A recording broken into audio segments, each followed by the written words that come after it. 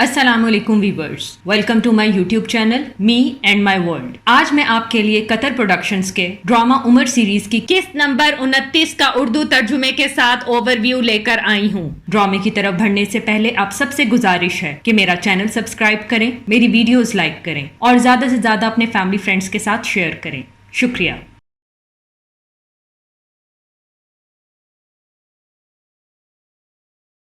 اس قسط کا آغاز جنگ کے تیسرے دن سے ہوتا ہے۔ فارس کے ہاتھی تیار کیے جا رہے ہوتے ہیں، دوسری طرف مسلمانوں کے زخمی گھوڑے بھی تیار کیے جا رہے ہوتے ہیں۔ الکاکا کی نصیحت کے مطابق فوج ٹکڑوں میں بٹ کر پہنچ رہی ہوتی ہے، لیکن اتنے میں حشام کی فوج بھی پہنچ جاتی ہے۔ حشام ان سے یہاں ٹھہرنے کی وجہ دریافت کرتے ہیں تو وہ ان کو بتاتے ہیں کہ الکاکا کی یہ تدبیر تھی۔ یہ سن کر حشام کہتے ہیں یہ ایک اچھی تدبیر ہے، ہم بھی ایسا ہی کریں گے، اب تم آگے بڑھو۔ اور پھر جب تمام فوج پہنچ جاتی ہے تو سب اللہ اکبر کا نعرہ لگاتے ہیں، تلواریں نیام سے نکال لیتے ہیں۔ دوسری طرف سے بھی فوجی آگے بڑھتے ہیں اور جنگ شروع ہو جاتی ہے۔ سعد رضی اللہ تعالیٰ عنہ قاصد کو کہتے ہیں کہ میرے پاس کچھ سپاہی لاؤ جو اس زمین سے تعلق رکھتے ہیں، میں ان سے ان ہاتھیوں کے بارے میں جاننا چاہتا ہوں۔ ہاتھیوں کے متعلق جاننے کے بعد سعد قاصد کو کہتے ہیں کہ الکاکا اور اسد اپنے گھوڑوں کے ساتھ ہاتھیوں کی طرف جائیں اور باقی ان کی پیروی کریں۔ وہ ہاتھیوں کی آنکھوں اور منہ کی طرف حملہ کریں۔ ان کے حکم کے مطابق وہ ایسا ہی کرتے ہیں۔ الکاکا ایک ہاتھی پر چڑھ جاتے ہیں اور اس کو تلوار سے اتنا مارتے ہیں کہ وہ نیچے گر جاتا ہے اور مر جاتا ہے، اور پھر وہ اللہ اکبر کا نعرہ بلند کرتے ہیں۔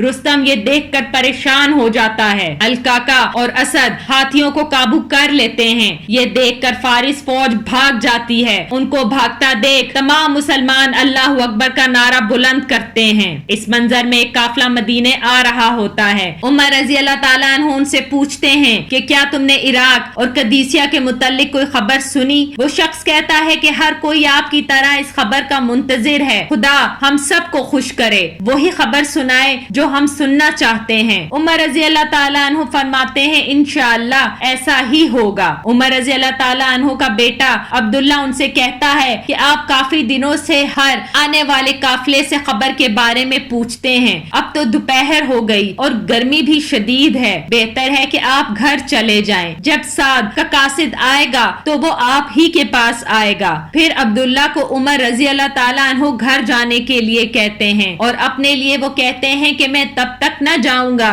جب تک میں جان نہ لوں کہ خدا نے ہمارے بھائیوں کے ساتھ کیا کیا، نہ میں بیٹھ سکتا ہوں اور نہ ہی آرام کر سکتا ہوں۔ عبداللہ رضی اللہ تعالیٰ عنہ چلے جاتے ہیں اور عمر رضی اللہ تعالیٰ عنہ خبر کا انتظار کر رہے ہوتے ہیں۔ کافی دیر انتظار کرنے کے بعد ایک شخص گھوڑے پر سوار ہو کے آتا ہے۔ عمر رضی اللہ تعالیٰ عنہ ان سے پوچھتے ہیں کہ کہاں سے آئے ہو؟ وہ شخص کہتا ہے قادسیہ سے۔ عمر رضی اللہ تعالیٰ عنہ اس سے پوچھتے ہیں کہ مجھے بتاؤ کہ کیا ہوا؟ وہ شخص کہتا ہے خدا نے مشرکوں کو شکست دی۔ یہ سن کر عمر رضی اللہ تعالیٰ عنہ خوش ہو جاتے ہیں اور زمین پر بیٹھ جاتے ہیں۔ وہ شخص اپنی بات جاری رکھتے ہوئے کہتا ہے یہ 4 دن جرموک کے مقابلے میں بہت زیادہ سخت تھے، ہاتھیوں کی وجہ سے بہت مشکلات کا سامنا کرنا پڑا، حتیٰ کہ خدا نے ہماری ان کے خلاف رہنمائی فرمائی۔ عمر رضی اللہ تعالیٰ عنہ ان سے پوچھتے ہیں اور ان کے سپہ سالار کا کیا ہوا؟ وہ شخص کہتا ہے رستم وہ مارا گیا اور بہت سے اور سپہ سالار بھی مارے گئے۔ سعد رضی اللہ تعالیٰ عنہ نے حکم دیا کہ جو بھاگ گئے ہیں انہیں پکڑا جائے۔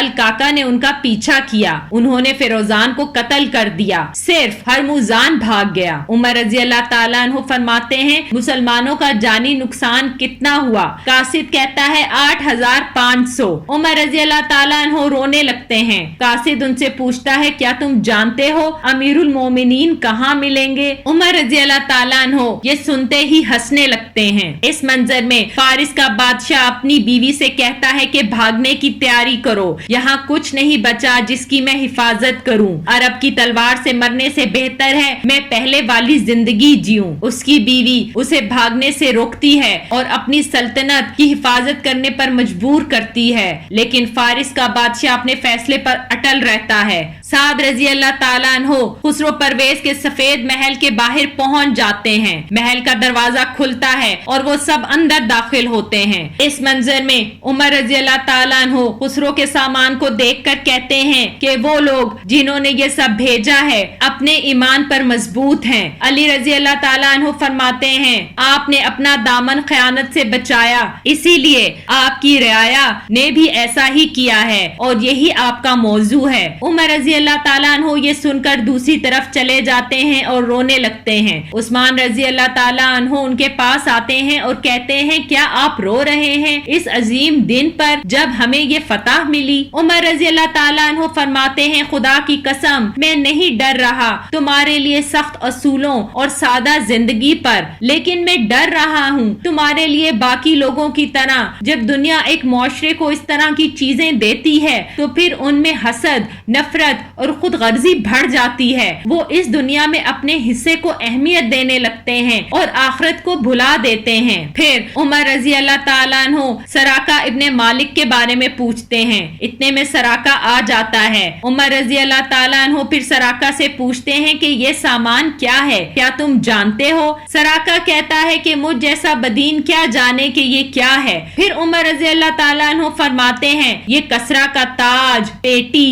कंगन और कपड़े हैं। ये रसूल खुदा सल्लल्लाहु अलैहि वसल्लम का वादा है जो तुमसे किया था, पूरा हुआ, अब इन्हें पहनो। फिर सराका को याद आता है जब अबू बकर सदीक रजी अल्लाह ताला अन्हो ने उनसे कहा था कि तुम कैसा महसूस करोगे जब तुम खुसरो के कंगन पहनोगे। फिर इसके बाद सराका वो कपड़े पहनकर बाहर आता है। उमर रजी अल्लाह ताला अन्हो फरमाते हैं खैर हो, खैर हो। एक बदीन जिसका ताल्लुक मदलज कबीले से है उसने खुसरो के कपड़े पहने हैं। वो दिन गुजर गए जब कसरा की ये चीजें पहनने को तुम्हारे लिए और तुम्हारी कौम के लिए इज्जत और शर्फ बख्शा जाता था, लेकिन जो कुछ अल्लाह के पास है इससे कई गुना बेहतर है, इसे उतार दो। सराका कहता है क्या ये मेरे लिए नहीं है? उमर रजी अल्लाह ताला अन्हो फरमाते हैं तुम्हारे पास इनको पहनने का हक था जैसा कि रसूल खुदा सल्लल्लाहु अलैहि वसल्लम ने तुमसे वादा किया था। अब ये उतार दो, ये सब मुसलमानों में तकसीम होगा। सराका हुक्म की तामील करते हुए ताज और बाकी सामान उतार देता है। फिर उमर रज़ी अल्लाह ताला अन्हु दुआ फरमाते हैं, ऐ मेरे खुदा, ये तूने अपने पैगंबर और रसूल सल्लल्लाहु अलैहि वसल्लम को नहीं दिया जबकि तेरे नजदीक वो ज्यादा मोहब्बत और एहतराम वाले थे। ये तूने अबू बकर सिद्दीक रजी अल्लाह ताला अन्हु को भी नहीं दिया जबकि तेरे नजदीक वो भी मोहब्बत और एहतराम वाले थे। ये तूने मुझे अता फरमाया। मेरी दुआ है कि तू मुझे इन तोहफों की लालच से महफूज रखना। इस मंजर में उमर रज़ी अल्लाह ताला अन्हु अपने साथी असलम के साथ रात को गश्त कर रहे होते हैं कि इन्हें एक घर से औरत की आवाजें आती हैं जो रो रो कर अपने शौहर को याद कर रही होती है। उमर रज़ी अल्लाह ताला अन्हु ये सुनते हैं और कहते हैं कि खुदा इस पर रहम करे, इसने कुछ गलत न किया। वो अपने शौहर की कमी महसूस कर रही है लेकिन इसकी अजमत उसे गुनाह करने से रोक रही है। फिर वो असलम से पूछते हैं, क्या तुम इस घर की औरत के बारे में जानते हो? असलम कहता है, इसका शौहर साथ की फौज में है। उमर रज़ी अल्लाह ताला अन्हु फरमाते हैं, ये हमारी जिम्मेदारी है कि हम जाने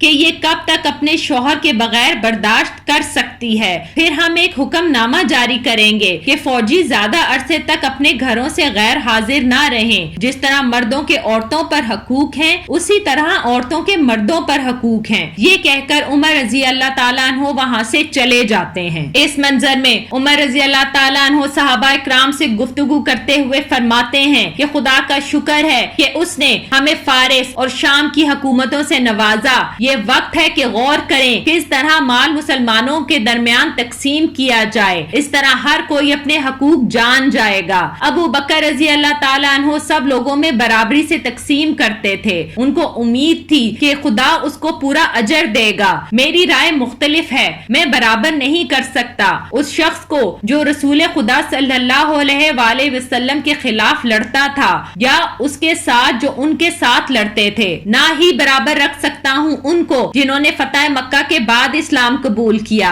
और उनको जो उससे पहले मुसलमान हो गए थे। खुदा की कसम, अगर मैं जिंदा रहा तो सना के पहाड़ پہاڑوں پر موجود چرواہا اس مال سے اپنا حصہ لے گا۔ صحابہ کرام عمر سے پوچھتے ہیں کہ آپ کی کیا رائے ہے؟ یہ ہم آپ پہ چھوڑتے ہیں، اس کے بعد ہم میں سے اگر کسی کو اختلاف ہوا تو ہم دوبارہ سوچ لیں گے۔ عثمان رضی اللہ تعالیٰ عنہ فرماتے ہیں مجھے لگتا ہے کہ مال بہت زیادہ ہے اور یہ لوگوں کی مدد کرے گا اور انشاءاللہ مزید آگے بھی آئے گا جب باقی فارس بھی ہمارے قبضے میں ہو جائے گا، اور رہا شام، اب تو یہ مکمل طور پر مسلمانوں کا ہے سوائے بیت المقدس کے۔ خدا مناسب وقت پر اس کے حصول میں سہولت عطا فرمائے گا۔ اس کے علاوہ لوگوں کی آبادی میں بھی اضافہ ہو رہا ہے۔ عمر رضی اللہ تعالیٰ عنہ کہتے ہیں یہ صحیح ہے، تو آپ کیا رائے دیں گے؟ صحابی کہتے ہیں وہی کریں جو رومیوں اور فارسیوں نے کیا، سپاہیوں اور تنخواہوں کا اندراج کریں، ایک نگران کو مقرر کریں، درج کریں لوگوں کے درجے اور ان کی تنخواہوں کو۔ اس طرح ہم جان پائیں گے کہ کس کو بیت المال سے کتنی رقم مل رہی ہے اور کس کو اجر نہیں مل رہا، اور ہم یہ بھی جان پائیں گے کہ کسی ہنگامی صورتحال کے لیے کتنا خزانہ رہ جائے گا۔ عمر رضی اللہ تعالیٰ عنہ یہ رائے سننے کے بعد کہتے ہیں کہ یہ ایک اچھی رائے ہے،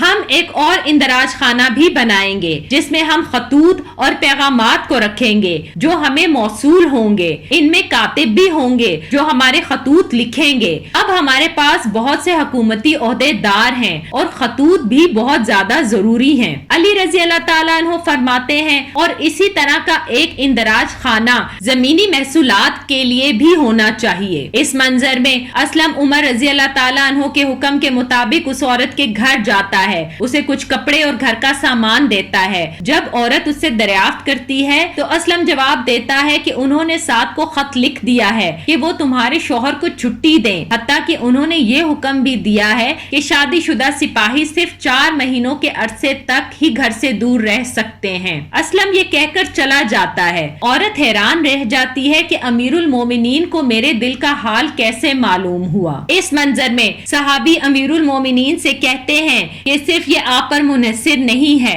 اس لیے عراق اور شام میں وہ زمینیں جسے خدا نے مسلمانوں کو نوازا ہے وہ انہی کو ملنی چاہیے جنہوں نے وہ جنگیں لڑی، آپ کو یہ ان میں تقسیم کر دینی چاہیے۔ علی رضی اللہ تعالیٰ عنہ صحابی کی بات سے اختلاف کرتے ہوئے کہتے ہیں کہ نہیں، امیر المومنین کی رائے بہتر ہے، زمین مکمل رہے گی اور سپاہیوں میں تقسیم نہ ہوگی، اس کی پیداوار اور محصولات تمام مسلمانوں میں تقسیم ہوں گے، چاہے وہ حاضر ہوں یا غیر حاضر۔ عمر رضی اللہ تعالیٰ عنہ فرماتے ہیں کہ ہر ایک مسلمان کا حصہ ہوگا، اور ان کے بعد کے مسلمانوں کا کیا جب وہ دیکھیں گے کہ زمین پہلے سے ہی تقسیم ہو چکی ہے اور اوروں کی ملکیت ہے، اور شام اور عراق اور کسی اور جگہ کی بیواؤں اور یتیموں کا کیا، ان کے لیے کیا رہ جائے گا؟ صحابی یہ سن کر کہتا ہے کہ سبحان اللہ، وہ زمین جسے خدا نے فاتح لوگوں کو نوازا اور آپ اسے اپنے پاس رکھنا چاہتے ہیں تاکہ اس کا فائدہ ان لوگوں کو نہ پہنچے بلکہ ان کو پہنچے جو یہاں نہیں ہے، ان کے بچوں کو،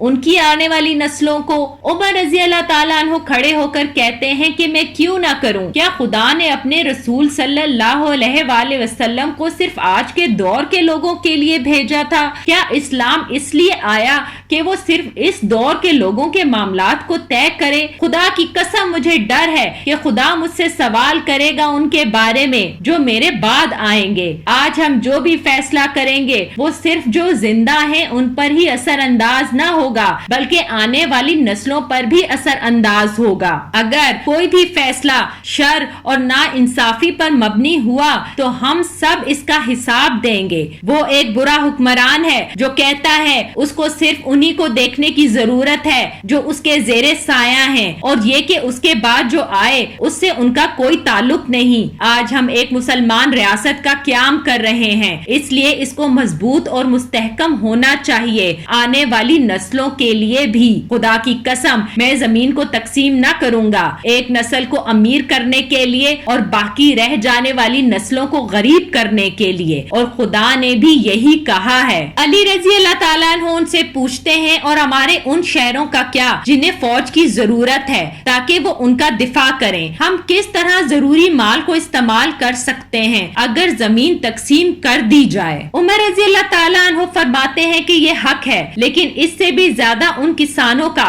جو عراق اور شام میں ہیں، ان کے ساتھ کیا ہوگا جب ہم ان کی زمین اپنے قبضے میں لے لیں گے اور سپاہیوں میں تقسیم کر دیں گے؟ کیا انہوں نے ہماری حکمرانی کو تسلیم نہ کیا؟ یہ صحیح ہوگا کہ وہ صرف ہماری طرف ہوں اور ہماری حکمرانی کو قبول کریں، جبکہ وہ دیکھیں گے کہ اسلام عدل کرتا ہے۔ یہ بہتر ہے کہ ہم انہیں ان کی زمینوں میں چھوڑ دیں اور ان سے واجب زمینی محصولات لیں، اس طرح وہ اپنی مرضی سے اسلام کو مان جائیں گے، اور یہی ہمارا اولین مقصد ہے۔ اس منظر میں امیر المومنین صحابی کے گھر آتے ہیں اور کہتے ہیں کہ ایک تجارتی قافلہ مدینے میں موجود ہے، کیا تم آج میرے ساتھ ان کی حفاظت میں شامل ہوگے؟ صحابی حامی بھر لیتے ہیں اور پھر ان کے ساتھ قافلے والے خیموں کی حفاظت کرتے ہیں۔ اتنے میں وہاں ایک بچے کی رونے کی آواز سن کر عمر رضی اللہ تعالیٰ اٹھتے ہیں اور اس کی ماں سے پوچھتے ہیں کہ اس بچے کے ساتھ کیا معاملہ ہے، یہ کیوں مسلسل رو رہا ہے؟ خدا سے ڈرو اور اپنے بیٹے کا دھیان رکھو۔ عورت کہتی ہے کہ میں اس کا دھیان بھٹکانے کی کوشش کر رہی ہوں، میں صرف اسے اپنے سینے سے دور رکھنے کی کوشش کر رہی ہوں اور دودھ چھڑوانا چاہ رہی ہوں، لیکن یہ انکار کر رہا ہے۔ عمر رضی اللہ تعالیٰ عنہ اس بچے کی عمر دریافت کرتے ہیں، وہ عورت بتاتی ہے کہ 6 ماہ ہے، تو عمر رضی اللہ تعالیٰ عنہ فرماتے ہیں کہ تم کیوں اتنی جلدی دودھ چھڑوا رہی ہو؟ عورت جواب دیتے ہوئے کہتی ہے کہ عمر نے انہی کو وظیفہ دیا ہے جو دودھ سے فارغ ہو چکے ہیں، نہ کہ دودھ پینے والوں کے لیے۔ عمر رضی اللہ تعالیٰ عنہ فرماتے ہیں لا حول ولا قوت الا باللہ، عمر تم نے یہ مسلمان بچوں کے ساتھ کیا کیا؟ اور پھر عورت سے کہتے ہیں کہ اسے دودھ چھڑوانے کی کوشش نہ کرو، میں ضمانت دیتا ہوں کہ عمر اپنا ذہن تبدیل کرے گا۔ یہ کہہ کر عمر رضی اللہ تعالیٰ عنہ چلے جاتے ہیں۔ پھر اگلے دن مسجد میں لوگوں سے مخاطب ہو کر کہتے ہیں کہ اے لوگوں، میں نے دودھ چھوڑنے والے بچوں کے لیے وظیفے کا کہا تھا،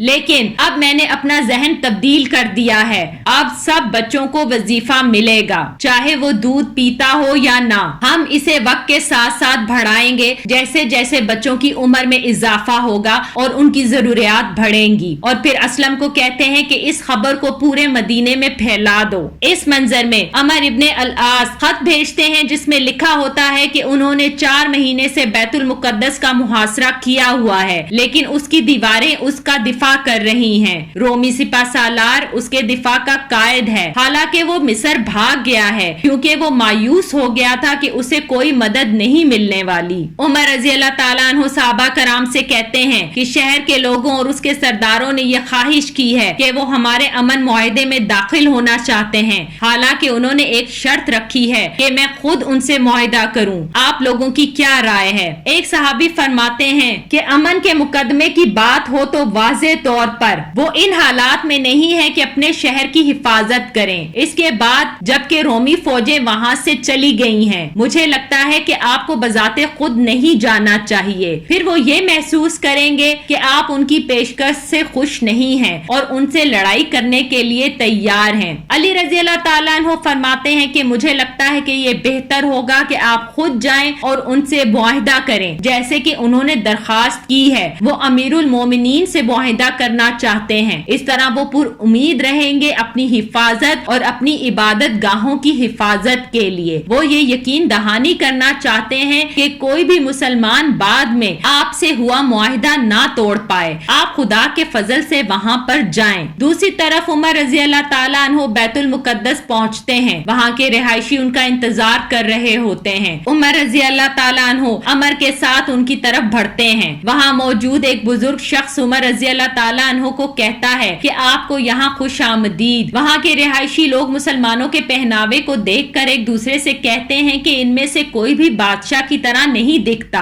عمر رضی اللہ تعالیٰ عنہ بیت المقدس میں داخل ہوتے ہیں، پھر ان کے درمیان معاہدہ طے پا جاتا ہے۔ معاہدے کے شروع میں بسم اللہ الرحمن الرحیم لکھوایا جاتا ہے اور لکھا جاتا ہے کہ یہ ہے وہ منظور شدہ امن کی شرائط جو خدا کے خادم عمر ابن الخطاب کا بیت المقدس کے لوگوں کی طرف وہ عطا کرتا ہے، تم لوگوں کو مکمل امن اور حفاظت دیتا ہے کہ ان کی مال کی، گرجا گھروں کی، सलीबों की। उसमें वो सब शामिल हैं जो बीमार हैं या तंदुरुस्त, हर कोई जो उसके ईमान से ताल्लुक रखता है। इनके गिरजा घरों को गिराया नहीं जाएगा और ना ही तकसीम की जाएगी इनकी जमीन, और ना ही इनकी सलीबों और माल को लिया जाएगा, और ना ही इनको मजबूर किया जाएगा कि ये अपना मजहब तब्दील करें। किसी को भी नुकसान नहीं पहुंचाया जाएगा। हम इस मुआहदे की शराइत की तस्दीक करते हैं और खुदा की तरफ से अहद देते हैं। इसके साथ ही इसका इख्तिताम होता है। आखिर में आप सबसे गुजारिश है कि मेरा चैनल सब्सक्राइब करें, मेरी वीडियोस लाइक करें और ज्यादा से ज्यादा अपने फैमिली फ्रेंड्स के साथ शेयर करें। अगली किस्त तक के लिए अपना ख्याल रखें। शुक्रिया।